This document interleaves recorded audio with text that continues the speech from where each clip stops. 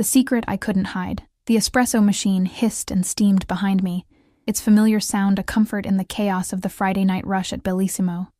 I balanced 3 plates of pasta along my arm, the scent of garlic and basil making my stomach growl. 6 months back at work after maternity leave, and I still wasn't used to the pace again.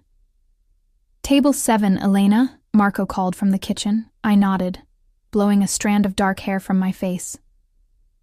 My feet ached in the sensible black shoes I'd worn for my double shift. Unlike the other waitresses with their perfect makeup and flirtatious smiles, I couldn't afford the luxury of discomfort. Not with a 14-month-old waiting at home. As I set the plates down for the young couple at table 7, I caught a glimpse of myself in the mirrored wall. Exhaustion etched around my eyes, my once vibrant features dulled by sleepless nights and endless worry. At 26, I looked at least 5 years older. "Anything else I can get you?" I asked, summoning a smile that didn't reach my eyes. The woman, draped in a dress that probably cost more than my monthly rent, barely looked up. "The Parmesan. Fresh, not pre-grated." I was turning to fetch it when the front door opened, and the restaurant's ambient chatter dropped to a murmur. It always happened this way when he arrived. Like animals sensing a predator, people instinctively lowered their voices, their eyes darting nervously before fixing firmly on their plates. I didn't need to look to know it was him. The air itself seemed to change, charged with danger, and something else I refused to name, but my eyes betrayed me, drawn to him like a moth to flame. Dante Russo, owner of this restaurant and 3 others across the city, officially a successful businessman. Unofficially, the head of one of the most powerful crime families in Boston, the father of my son. He moved with the casual confidence of a man who feared nothing and no one, his charcoal suit tailored to his broad shoulders, making even his simplest movements seem like a display of power. 2 men flanked him, one older with salt and pepper hair who I recognized as his consigliere, the other younger with watchful eyes constantly scanning the room. My hands trembled as I retreated to the kitchen, my heart hammering against my ribs. In 14 months, I'd managed to avoid him almost entirely. A miracle considering he owned the restaurant. But I'd switched to day shifts after my brief vacation to have the baby, only picking up night shifts when I heard he was out of town. Tonight was supposed to be safe. Marco had assured me Dante was attending some gala across town. "Elena." Marco's voice startled me as I entered the kitchen. The head chef's face was grim. "Mr. Russo is asking for you." Ice flooded my veins. "Me? Why?" Marco shrugged, but the sympathy in his eyes told me he suspected more than he let on. "He's in the private dining room. Best not to keep him waiting." My fingers clutched the edge of the steel prep table. "Can't Sophia go? I have 3 tables waiting for Elena." Marco's tone was gentle but firm. "He asked for you specifically." The walk to the private dining room felt like a death march. Each step on the polished floor echoed my rising panic. One night, one mistake. That's all it had taken to shatter my carefully constructed life, and now the consequences weren't just mine to bear. Little Matteo's face flashed in my mind, his dark curls and amber eyes, his father's eyes. I paused outside the heavy oak door, smoothing my black apron with damp palms. A prayer formed on my lips that this was just a coincidence, that he simply wanted to discuss the restaurant, that he hadn't somehow discovered. The door opened before I could knock. The younger bodyguard's face was expressionless as he stepped aside to let me enter. Dante sat alone at the head of the long table, a single glass of whiskey before him. The room's dim lighting carved shadows beneath his cheekbones, highlighting the strong line of his jaw. At 38, he was in his prime, dangerously handsome in a way that made women forget the rumors that followed him like shadows. "Elena." My name in his mouth sounded different, the Italian pronunciation rolling off his tongue like dark honey. "It's been a while." I kept my eyes lowered, hands clasped before me. "Mr. Russo, what can I get for you tonight?" A soft chuckle. "Look at me, Cara." The endearment sent a shiver down my spine. Not entirely from fear. Slowly, I raised my gaze to meet his. Those eyes. The exact shade of amber that greeted me every morning when I lifted my son from his crib. 14 months, 3 weeks, and 2 days. His voice was conversational, but I didn't miss the dangerous edge beneath. That's how long it's been since you disappeared from my night shift staff, since you served me dinner right at this table, accepted my invitation for a drink after your shift, and ended up in my bed. He tilted his head, studying me, and then vanished. My throat constricted. I needed a change of schedule. For personal reasons.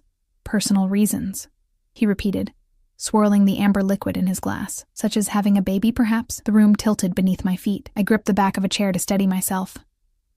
I don't see how my personal life is any of your concern, Mr. Russo. His expression didn't change, but the temperature in the room seemed to drop 10 degrees. Sit down, Elena. It wasn't a request. I sank into the chair, legs suddenly too weak to support me. I have a policy of respecting my employees' privacy, he continued. What they do outside these walls is their business, unless it becomes mine. He reached into his jacket and withdrew his phone. After a moment, he turned the screen toward me. Is this your son? The picture showed Matteo in the arms of my neighbor, Mrs. Petrov, who watched him during my shifts. They were in the park 2 blocks from my apartment. Matteo's face was caught mid-laugh, his amber eyes bright in the sunlight. Acid burned the back of my throat. How did you... That's not the important question, Elena. His voice remained calm, almost gentle. The important question is why your son has my eyes, my mother's chin, and the same birthmark on his shoulder that every firstborn Russo male has had for 5 generations. The walls closed in around me. This couldn't be happening. I'd been so careful, moving to a different neighborhood, switching my shifts, even telling my family I'd had a brief relationship with a man who'd moved abroad before I discovered I was pregnant. Answer me. Steel threaded through his soft command. I don't know what you're talking about, I whispered, the lie bitter on my tongue. Matteo's father was... Don't. The single word cut through the air like a blade. Don't insult my intelligence. It insults yours as well, and I've always thought you were smarter than this. Tears burned behind my eyes. What do you want from me? Dante leaned forward, his forearms resting on the table. The subtle scent of his cologne, cedar and spice, triggered memories I'd fought to suppress for months. The truth would be a good start, he said. Why did you hide my son from me? The question hung in the air between us, loaded with unspoken threats. I knew the stories about Dante Russo, how he dealt with those who betrayed him, how completely he destroyed his enemies, but I also remembered other things. His unexpected gentleness that night, the way his fingers had traced my face in the darkness, the rare vulnerability in his eyes when he'd spoken of his childhood.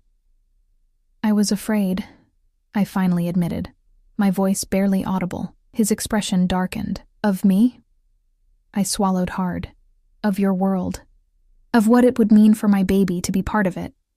I met his gaze directly, and yes, of you, of what you might think, that I planned it, that I wanted your money, or... A sharp knock interrupted us. The door opened, and the older bodyguard stepped in. Scusi, boss. Janelli is here. Says it's urgent. Dante's jaw tightened. For a moment, he looked genuinely regretful. Wait here, he told me, rising from his chair. This conversation is far from over. As soon as the door closed behind him, I bolted to my feet. Panic clawed at my chest as I searched frantically for another exit. There was none. Just as I was contemplating the chances of slipping past the guard I knew would be stationed outside, my phone vibrated in my apron pocket. A text from Mrs. Petrov. Where are you? Been trying to call. Matteo has fever. Taking him to ER. Meet us there. Horror washed over me in a cold wave. My baby was sick, and I was trapped in this room with a man who had every reason to destroy me. A man who now knew about his son, the son I'd hidden from him. The private room had a second door that led to a back hallway used for deliveries. It was usually locked, but I'd seen Marco use it once when a freezer repair couldn't come through the main entrance. Desperation gave me courage. I tried the handle, and by some miracle, it turned. Casting one last glance at the main door, I slipped into the dimly lit corridor and ran, tears blurring my vision. I had to get to Matteo, and then we had to disappear. Because Dante Russo had found us, and I knew with bone-deep certainty that he would never let his son go, or me. The emergency room buzzed with fluorescent lights and quiet desperation. I pushed through the sliding doors, my heart in my throat, still wearing my waitress uniform. The smell of antiseptic stung my nostrils as I frantically scanned the crowded waiting area. "Elena! Over here!" Mrs. Petrov's accented voice called from a corner where she cradled my whimpering son. I rushed to them, my legs weak with relief just to see him. Mateo's cheeks were flushed with fever, his dark curls damp against his forehead. When he saw me, he reached out with chubby hands, his amber eyes, his father's eyes, bright with tears. "Mama," he cried, and the single word shattered something inside me. "My baby," I whispered, gathering him into my arms. His little body burned against mine. "What happened?" Mrs. Petrov shook her head, worry etched in the lines of her weathered face.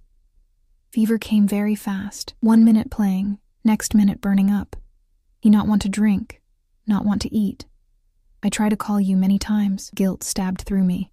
I'd left my phone on silent during my shift and hadn't checked it until that moment in Dante's private dining room. "I'm so sorry. Thank you for bringing him in." I pressed my lips to Mateo's forehead, flinching at the heat radiating from his skin. "Has a doctor seen him yet?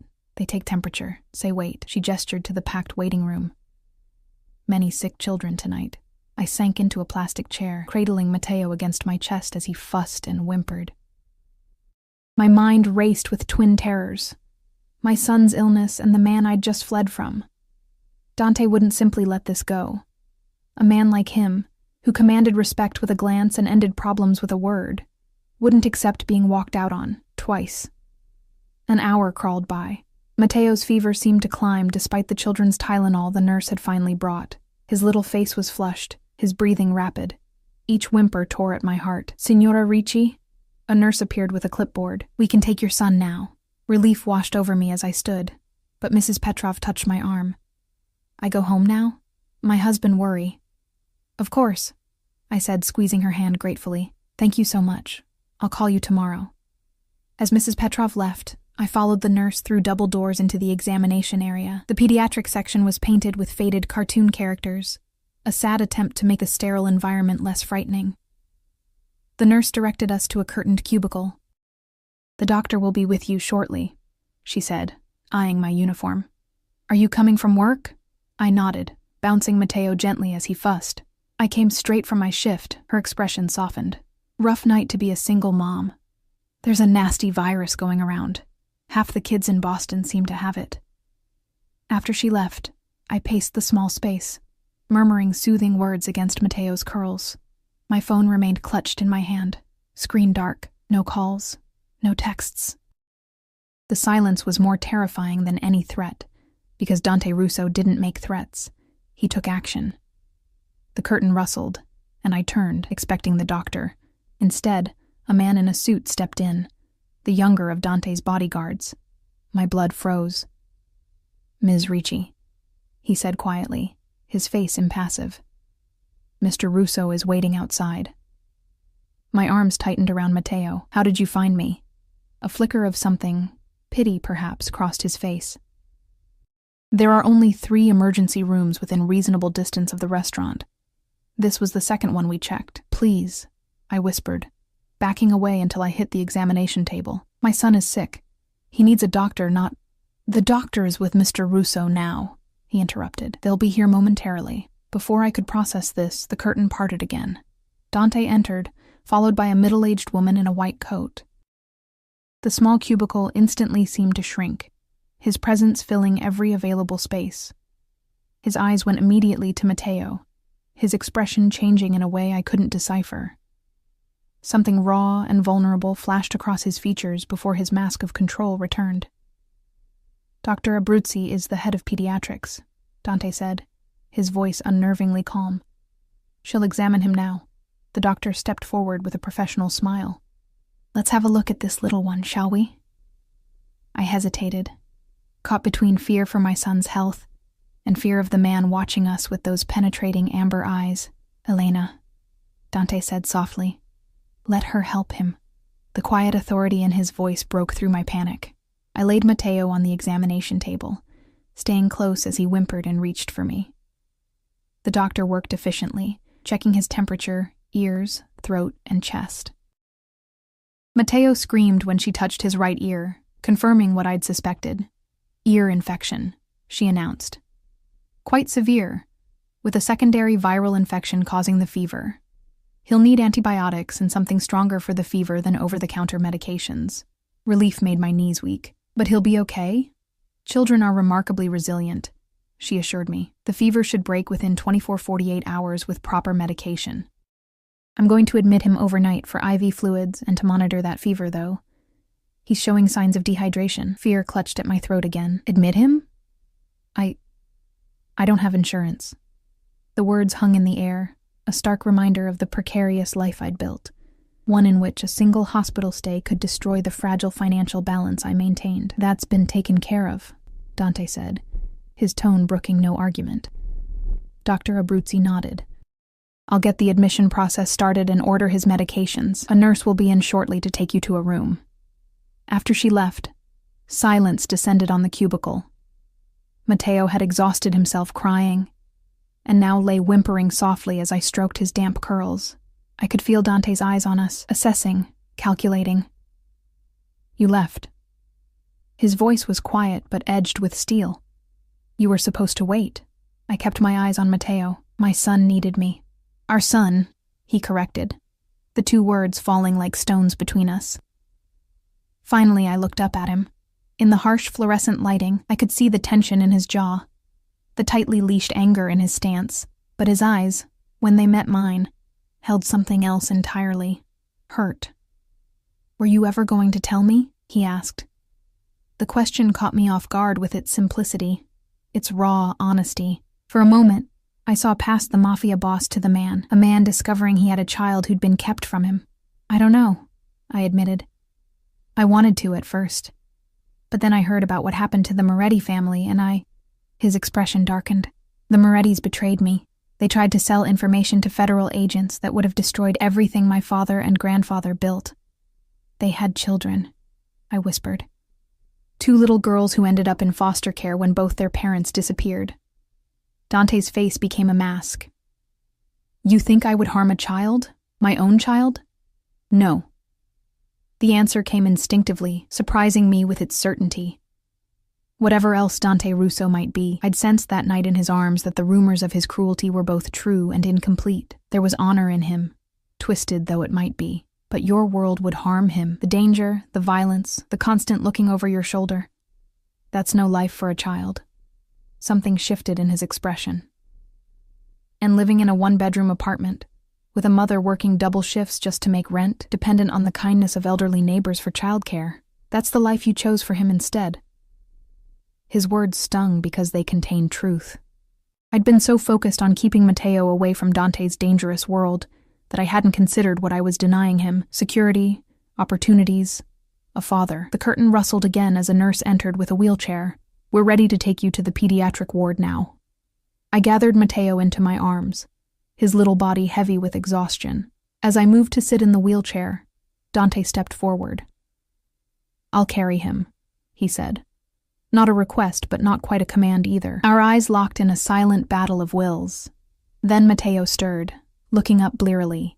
His fever-bright eyes found Dante, widening slightly at the unfamiliar face. For a breathless moment, father and son regarded each other. Then, to my astonishment, Matteo reached out one small hand toward Dante. Something powerful and unnameable passed over Dante's face as he carefully took our son into his arms.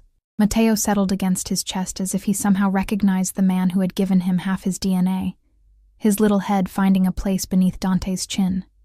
The sight pierced me. This was what I had feared most, not that Dante would reject his son, but that the connection between them would be undeniable, unbreakable, that once Dante held his child, he would never let go. The nurse wheeled me alongside them as we made our way to the elevator, Dante's bodyguard following at a discreet distance. In the confined space of the elevator, I could see the wonder in Dante's eyes as he looked down at the child in his arms, the possessive curl of his fingers around Matteo's small form. He has my mother's chin, he murmured, almost to himself. And your eyes, I said softly. From the moment he was born, all I could see was you. His gaze lifted to mine, intense and searching. Yet you ran. Before I could answer, The elevator doors opened to the pediatric floor. The nurse led us to a private room. Not the shared ward I'd expected. Inside was a hospital crib, a reclining chair, and surprisingly, a small sofa. The room had clearly been arranged in haste, items brought in from elsewhere in the hospital. Dante gently laid Matteo in the crib as a different nurse entered to start the IV. I moved to my son's side, holding his hand and murmuring reassurances as the needle went in. His weak cry tore at my heart. Through it all, Dante remained, his presence a shadow at my back. When the nurse finished and left, promising to return with the first dose of antibiotics, I finally turned to face him. "Thank you," I said stiffly. "For the private room, the specialist. But you don't need to stay. I can handle this." His expression hardened. "Like you've handled everything else? Keeping my son's existence from me? Running the moment my back was turned?" "I was trying to protect him," I insisted, keeping my voice low for Matteo's sake. "From his father? From becoming a target," I hissed. "Everyone knows the Russo name in this city. Everyone knows what happens to the enemies of Dante Russo. What do you think happens to those he loves?" Something dangerous flashed in his eyes. "They receive my protection, my resources, my life, if necessary." "And what about what I want?" I challenged, finding courage in my exhaustion and fear. "Did you consider that maybe I didn't want to be owned by you? That maybe I wanted a normal life for my son, not one surrounded by bodyguards and blood money?" The moment the words left my mouth, I knew I'd gone too far. Dante's face became perfectly, terrifyingly still. "Is that what you think happened between us?"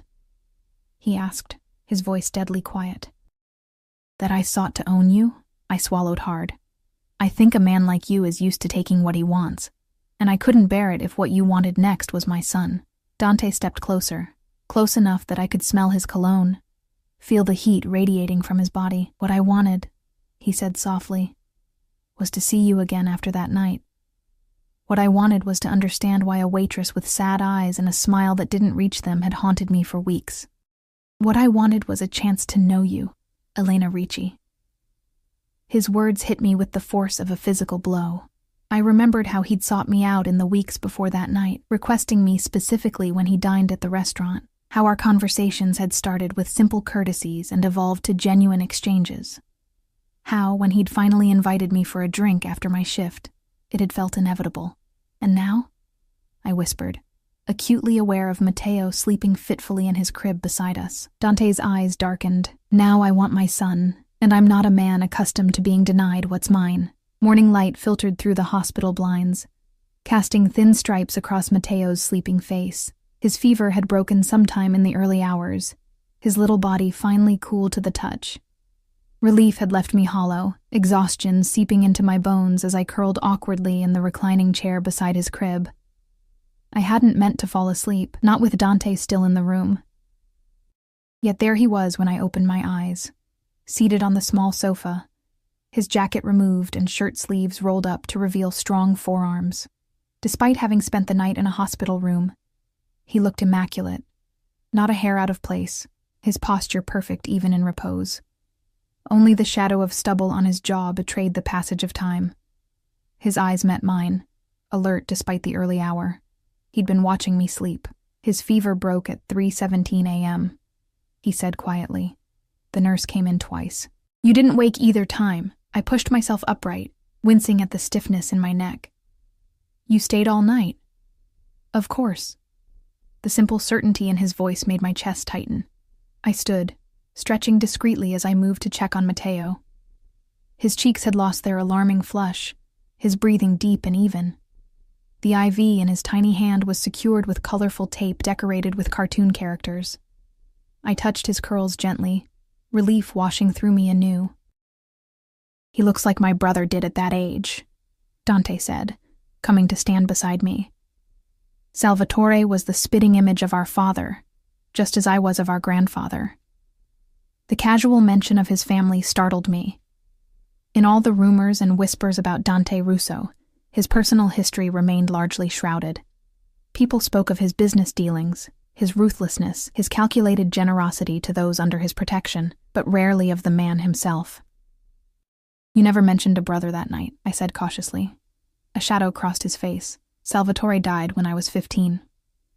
A drive-by shooting meant for my father. Horror washed through me. I'm sorry. It was a long time ago. His voice was controlled, but I caught the lingering pain beneath the words. He touched Matteo's hand with one finger, the gentleness of the gesture at odds with everything I'd heard about him. My father changed after that, became harder, more ruthless. He taught me that in our world, love is weakness, because it gives your enemies leverage. I swallowed hard. Is that what you believe? His amber eyes, so like our son's, met mine. I believed it until I saw his face. He nodded toward Matteo. Now I understand what my father meant. Love doesn't make you weak. It makes you vulnerable, and vulnerability can be dangerous. That's why I ran, I whispered. I couldn't bear the thought of Matteo becoming that kind of vulnerability. A target. Dante's expression hardened. You think I couldn't protect my own son? I think you have enemies powerful enough to make you post guards outside a hospital room all night, I countered, having noticed the suited man stationed outside our door when a nurse entered earlier. A ghost of a smile touched his lips. Observant. I've had to be. He studied me for a long moment. You've been running your whole life, haven't you, Elena? Not just from me. The perception in his gaze unsettled me. That night, between urgent kisses and whispered confessions, I'd told him things I'd never shared with anyone.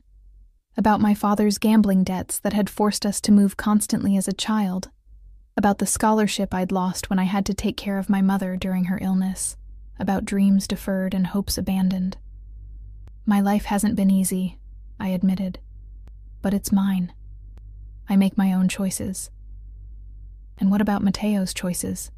He asked quietly.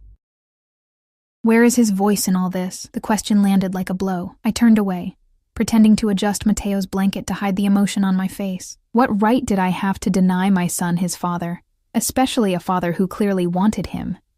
What right did I have to deny him the security, the opportunities, the life that Dante could provide? But the counterpoint came just as swiftly. What right did I have to expose him to Dante's world, to the danger that had claimed his uncle's life? A soft knock interrupted my spiraling thoughts. A nurse entered with a breakfast tray and Matteo's morning medication. Good news, she said cheerfully. Dr.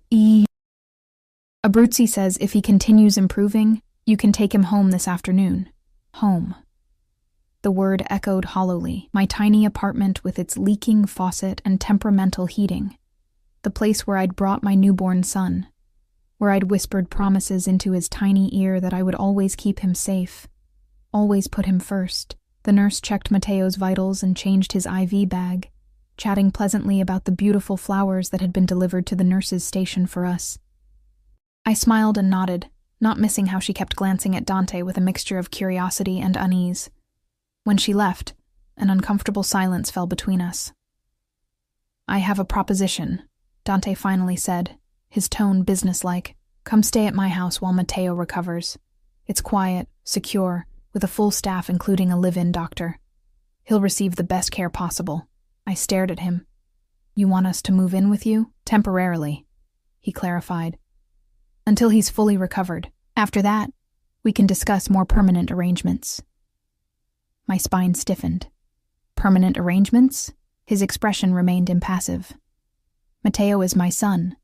I intend to be part of his life going forward. How that looks is something we need to discuss, but I think we can both agree that your current living situation is not ideal.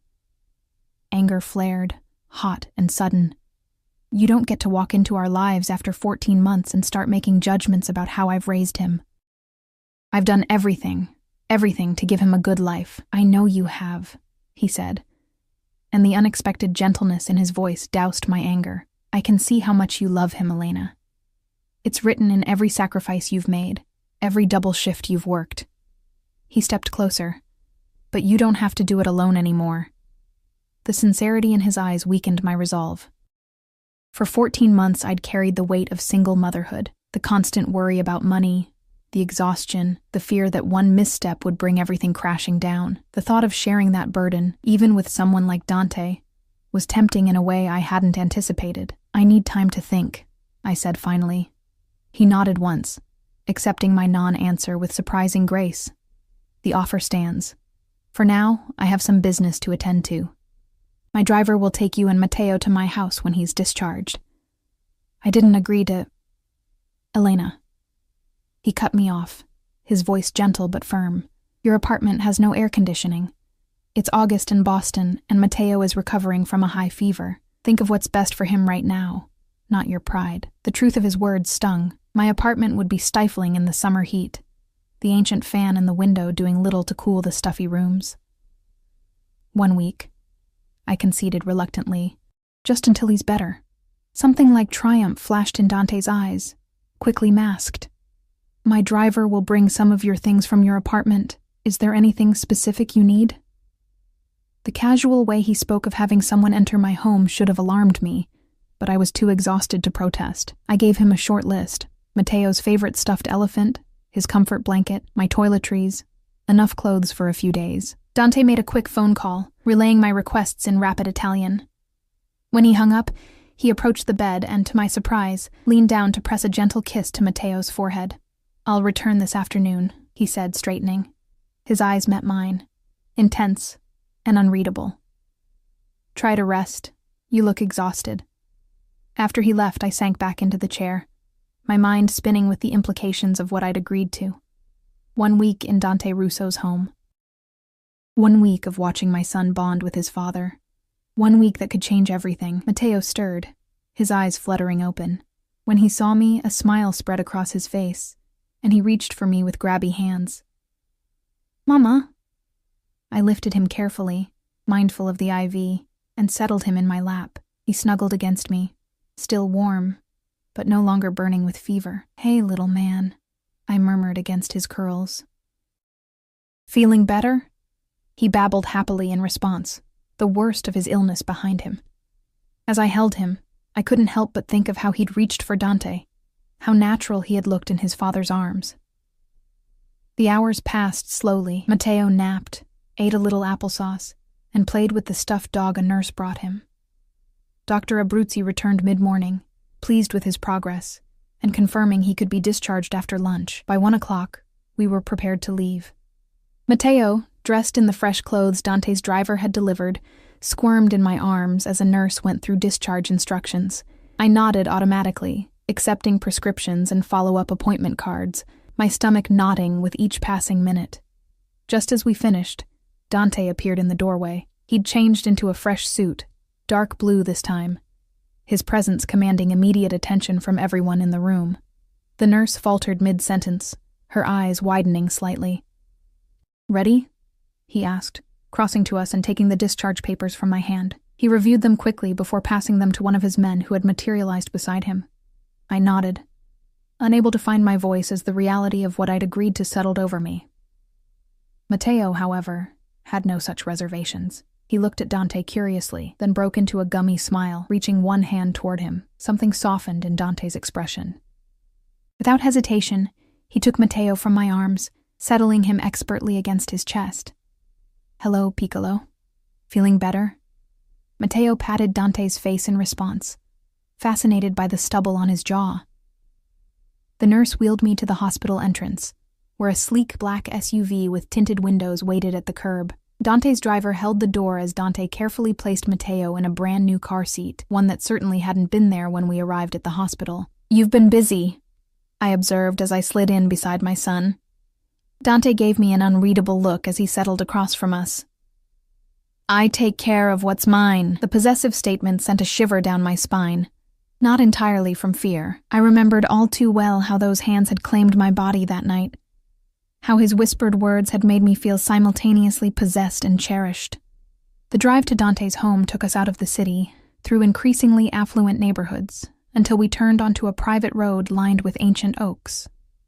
Wrought iron gates opened silently as we approached, revealing a sprawling estate set back from the road. The house itself was a stunning blend of old-world architecture and modern design, stone and glass, elegant and imposing. "This is where you live?" I asked, unable to keep the awe from my voice. A smile touched Dante's lips. One of my homes, yes. The SUV pulled to a stop at the front entrance, where a middle-aged woman in a simple black dress waited. As we exited the vehicle, she stepped forward with a warm smile. "Welcome home, Mr. Russo," she said, her accent distinctly Italian. Her eyes moved to Matteo and me, her expression softening. "And welcome to you both. I'm Sofia, the housekeeper." "Elena," I said, feeling strangely self-conscious in my rumpled clothes. "And this is Matteo." Sofia's eyes crinkled as she smiled at my son. "He looks just like you did as a baby, Mr. Russo. The same eyes." Dante nodded, something like pride flickering across his face. "Sofia has been with my family since I was born. She'll show you to your rooms while I speak with Dr. Gentile about Matteo's care." "Doctor?" I questioned. "My personal physician," Dante explained. "He'll be monitoring Matteo's recovery." The casual display of wealth and power, private doctors, sprawling estates, staff waiting at attention, made my head spin. This was the world I'd kept my son from. A world of privilege and protection, but also of dangerous secrets and powerful enemies. Sofia led us through the house, which was even more impressive inside. Soaring ceilings, museum-quality art, furniture that looked both expensive and ancient. Yet despite its grandeur, there was a warmth to the place I hadn't expected. Touches of home amid the luxury. She showed us to a suite on the second floor.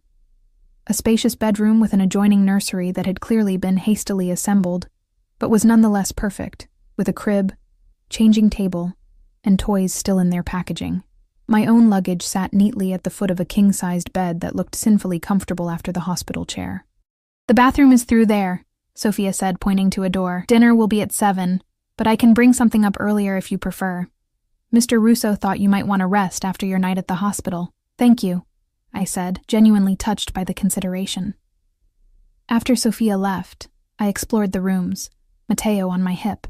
The bathroom was larger than my entire apartment, with a freestanding tub and shower big enough for 3 people. The nursery had a window seat overlooking manicured gardens and what looked like a pool in the distance.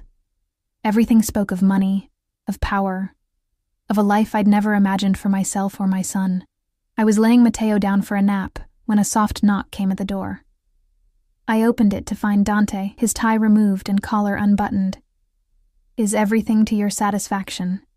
he asked, his eyes moving past me to where Matteo was already drifting to sleep in his new crib. "It's beautiful," I admitted. "Too beautiful. This isn't real life, Dante, at least not my life." His expression turned serious. "It could be." The simple statement hung in the air between us, loaded with implications. "What exactly are you offering?" I asked, my voice barely above a whisper.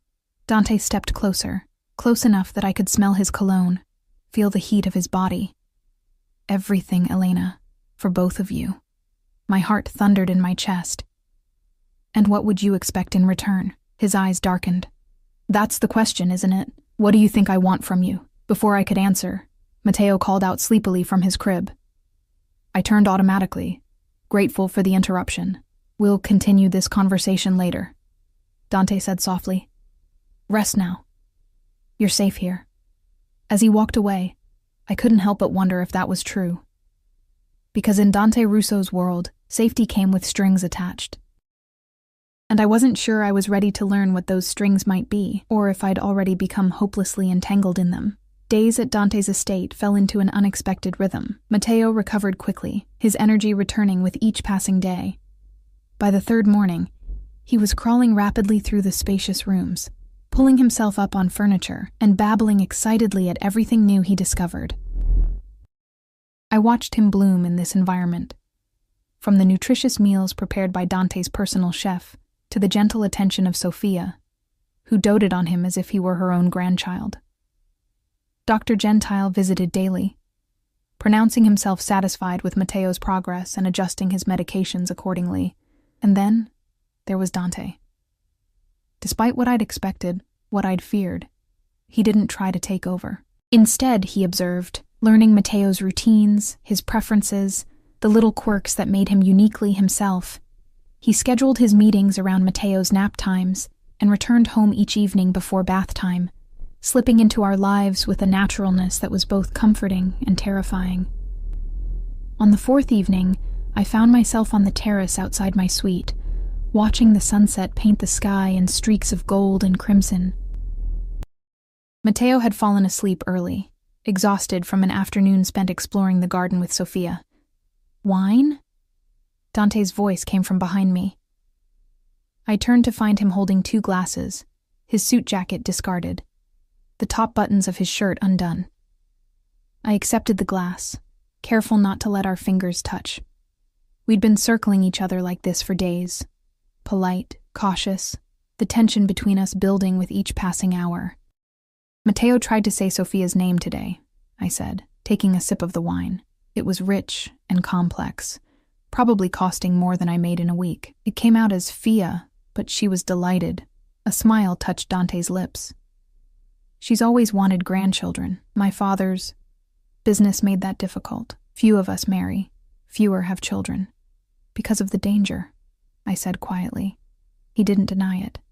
Because of many things. We stood in silence for a moment, watching as the last rays of sunlight disappeared behind the trees.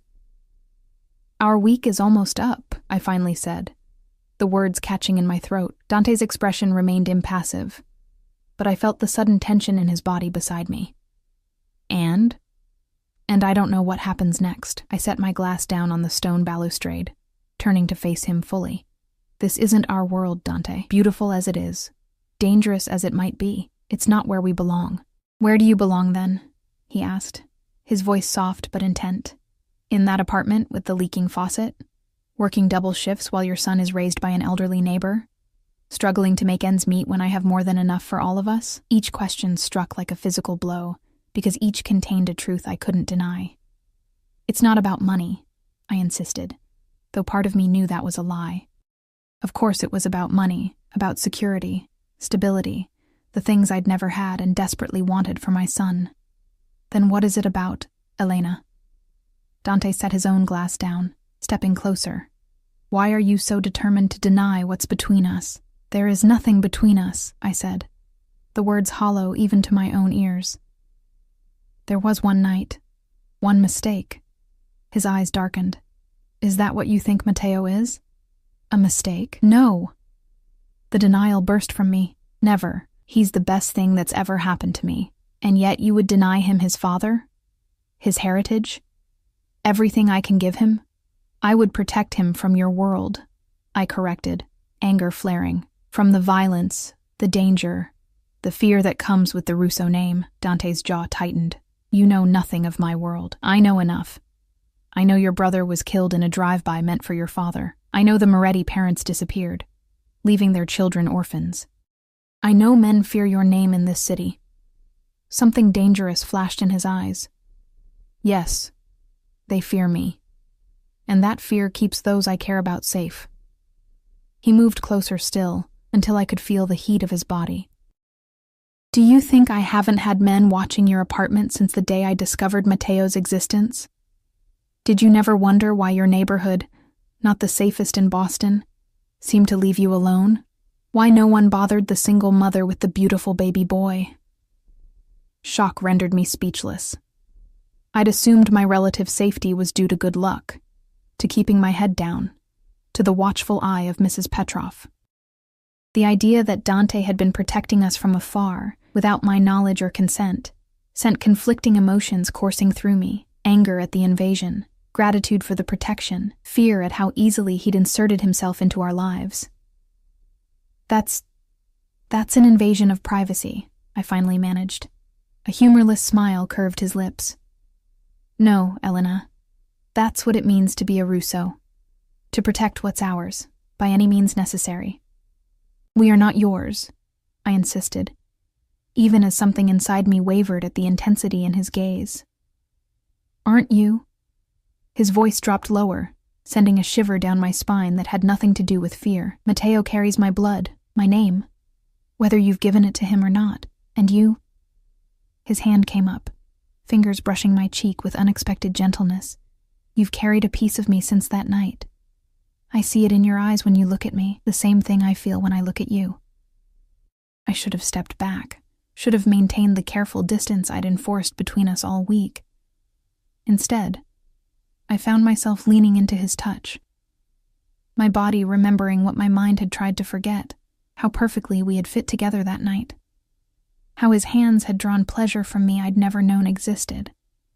How safe I'd felt in his arms despite knowing exactly who and what he was. I was afraid, I whispered, the admission costing me more than he could know. Not just of your world, but of how I felt about you. One night, and I couldn't get you out of my head. What kind of future could there be for someone like me with someone like you?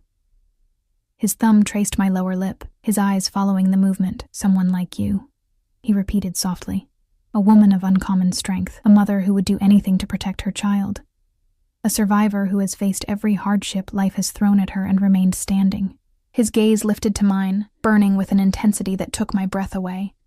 Do you have any idea how rare that is in my world, Elena? How valuable? Before I could respond, the baby monitor on the terrace table crackled with Mateo's fussing. I pulled away reflexively, my body already tuned to my son's needs. I should check on him, I said, my voice unsteady. Dante nodded, stepping back to allow me space. We're not finished with this conversation. It wasn't a threat, but a promise. I slipped past him, feeling the weight of his gaze on my back as I returned to the suite. Mateo had kicked off his blanket, his little face scrunched in momentary discomfort.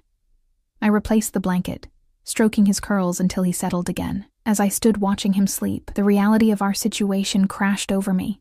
In less than 3 days, our week would be up. I would be expected to make a decision. Return to my apartment, to my struggle, to the life I'd built for us. Or accept what Dante was offering: security, protection, a father for my son, and perhaps something for myself I'd never dared to want. The sound of raised voices drew me from my thoughts. Male voices, coming from downstairs, one of them Dante's, his usual controlled tone replaced with something colder, more dangerous. I moved to the door, opening it a crack to listen. Unacceptable, Dante was saying. I made myself perfectly clear. The Colombians are restless, another voice responded. They say the delay is costing them money. And I said I needed a week. 1 week of no business, no meetings, no problems. Is that too much to ask after 15 years of service? With respect, boss, they don't care about your personal situation. They want the shipment cleared or they'll find someone else who can do it. A heavy silence followed, one that raised the hair on the back of my neck. Tell them, Dante finally said, his voice deadly quiet, that if they so much as think about working with anyone else in my territory, what happened to the Garza family will look like a children's birthday party in comparison. The cold brutality in his tone froze the blood in my veins. This was the Dante Russo of rumors and whispered warnings, the man who had built an empire on fear and violence, who disposed of enemies without remorse, the man whose blood ran in my son's veins. I closed the door silently, leaning against it as my heart pounded. For a few days, I'd allowed myself to forget what he was, to see only the man who held our son with such tenderness, who looked at me with desire and something deeper in his eyes, but the truth could not be denied. Dante Russo was dangerous, to his enemies certainly, but perhaps also to anyone who got too close, anyone who became a vulnerability. I returned to Mateo's crib, watching the rise and fall of his little chest. Whatever I decided would shape his entire future. If I took him back to our apartment, to our struggle, I would be denying him his father, his heritage, the security Dante could provide. But if I stayed, if I accepted Dante's offer, I would be binding my son to a world of shadows and secrets, of power built on fear. A soft knock interrupted my spiraling thoughts. I opened the door to find Sophia, her kind face creased with concern. Mr. Russo asked me to tell you he's been called away on urgent business, she said. He may not return until late tonight. I nodded, unsurprised after what I'd overheard. Thank you, Sophia. She hesitated, then added, He also asked me to give you this. She handed me a small envelope, Dante's bold handwriting spelling my name across the front. After she left, I opened it with trembling fingers. Inside was a key and a short note. 3rd floor, east wing, last door on the left. If you want to understand, go tonight after Mateo is settled. D. Curiosity warred with apprehension. What would I find in that room, More evidence of Dante's criminal enterprises? Some dark secret he wanted to share? The hours crawled by. I bathed Matteo, fed him dinner, read him stories until his eyes grew heavy. By 8 o'clock, he was sound asleep, exhausted from his day of exploration and play. I asked Sophia to listen for him through the baby monitor, claiming I needed a bath. Instead, I made my way to the 3rd floor, the key clutched in my hand. The east wing was quieter, less lived in than the rest of the house. I found the door easily. Heavy wood, unmarked and unassuming. The key turned smoothly in the lock. I pushed the door open, unsure what to expect. Light spilled automatically from recessed fixtures, illuminating what appeared to be a private study. Bookshelves lined one wall. A massive desk dominated the center of the room, and a sitting area with leather chairs was arranged near a fireplace. But what caught my attention were the photographs. They covered the walls, arranged in careful chronology, a visual history of the Russo family. I moved closer, drawn to the oldest images, a stern-faced man and woman in formal attire, surrounded by children. A young boy, perhaps 10, with Dante's eyes and serious expression. A teenager who could only be Dante standing beside an older man who shared his features, both in dark suits. And then, heartbreakingly, images of another boy. Younger, smiling, with the same amber eyes but a gentler face. Salvatore, I realized. Dante's brother who'd been killed. As I moved through the room, the photographs told their story, Dante growing older, his expression hardening with each passing year. His father aging, then appearing in fewer and fewer images until he disappeared entirely. Dante taking center stage, always impeccably dressed, always surrounded by men who regarded him with a mixture of respect and fear. But interspersed with these formal images were others, more private, more personal. Dante laughing with an older woman who had to be his mother. Dante kneeling beside a child's hospital bed, the occupant out of frame. Dante at what appeared to be a small private memorial service, his face a mask of controlled grief. On the desk sat a single framed photograph that made my heart stop. Dante and me, the night we met. We were at the restaurant bar after closing, my head thrown back in laughter at something he'd said, his eyes on me with an expression I hadn't noticed at the time, something intense and wondering, as if he couldn't quite believe what he was seeing. I hadn't known a photograph existed of that night, hadn't known someone had captured that moment before everything changed. Behind the desk, a door stood slightly ajar. I pushed it open to find a smaller room, one that brought tears to my eyes. It was a nursery, fully furnished, perfectly appointed, with a crib, changing table, rocking chair, and toys. A child's paradise, waiting for its occupant, waiting for Matteo. On the wall hung a single photograph, an image of Matteo I recognized from my own phone. He was perhaps 6 months old, laughing at the camera, his amber eyes bright with joy. Dante must have taken it from my phone that night at the restaurant when he'd discovered Matteo's existence. I had it built the night I found out about him. I whirled to find Dante standing in the doorway, his expression unreadable. He'd changed from his suit into dark jeans and a simple button-down shirt, making him look younger, more approachable. "How long have you been watching us?" I asked, my voice barely audible. "Since the hospital confirmed your pregnancy, 3 weeks after you disappeared." He entered the room slowly, as if afraid I might flee. I didn't know for certain he was mine until I saw the first photos my men obtained of him at 3 months old. Those eyes. He trailed off, his gaze moving to the photograph on the wall. There was no doubt then. "And you just waited? For 14 months?" He moved to the window, looking out at the darkness beyond. I needed to be sure, not just that he was mine, but that I was. He hesitated, a rare uncertainty crossing his features. That I was worthy of him, of being his father. The admission stunned me. "I don't understand." Dante turned to face me, his expression more open than I'd ever seen it. "My father became a monster after Salvatore died. Cold, ruthless. He cared for nothing but revenge and power." His jaw tightened. "I swore I would never become him. But this life, it changes you, hardens you. I needed to know I could still feel something other than anger or calculation before I claimed my son." "And what did you discover?" I asked softly. His eyes met mine, intense and unwavering, that I could still feel everything. "For both of you." The raw honesty in his voice broke something inside me. Here was the man I'd glimpsed that night 14 months ago, not just the dangerous crime boss, but the man beneath the armor. A man shaped by loss and violence, yes, but also by love and loyalty.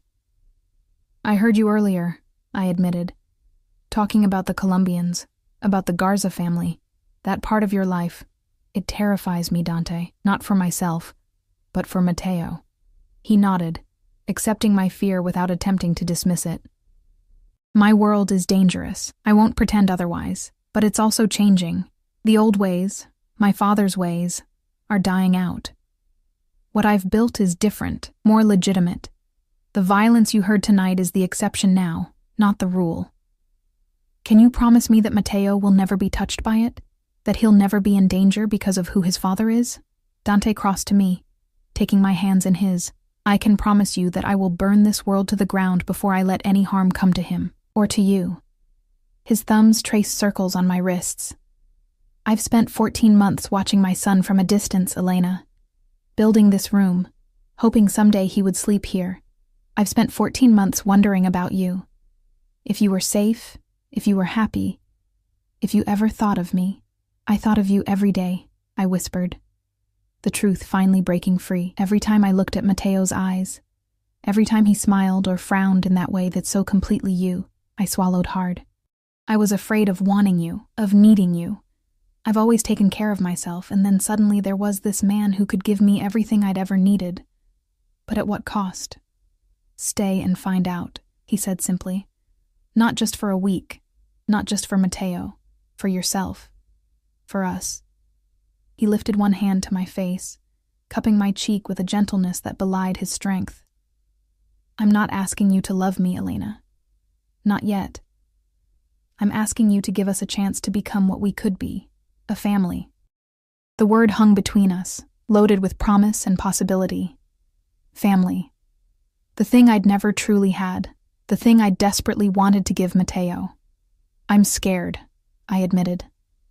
"So am I," he confessed, surprising me again. "I've faced down rival families, federal agents, betrayals from within my own organization, and none of it frightened me like the thought of failing you and Mateo." In that moment, I saw the truth. The dangerous, powerful Dante Russo, feared throughout Boston, ruthless in business and more ruthless to his enemies, was as vulnerable to love as anyone. Perhaps more so, because he'd known so little of it in his life. I leaned forward, resting my forehead against his chest. His arms came around me, strong and secure, and for the first time in longer than I could remember, I allowed myself to lean on someone else's strength. "One step at a time," I murmured against his shirt. "We'll figure it out together." His arms tightened around me. "Together," he agreed, pressing a kiss to the top of my head. We stayed like that for a long moment, the future stretching before us. Uncertain, yes, but no longer something I faced alone. Whatever came next, whatever challenges we encountered, we would face them as a family. Mateo would have his father, would know the strength and protection of the Russo name, would grow up surrounded by love instead of fear, and I would have the chance to discover what might have been, what might still be, with the man who had claimed my heart that night 14 months ago, and had never truly let it go. As Dante's lips found mine in a kiss that felt like coming home, I knew with bone-deep certainty that I'd made the right choice, not just for Mateo, but for myself, because sometimes the most dangerous path is also the one that leads to everything you never knew you wanted. Everything you never dared to dream you deserved.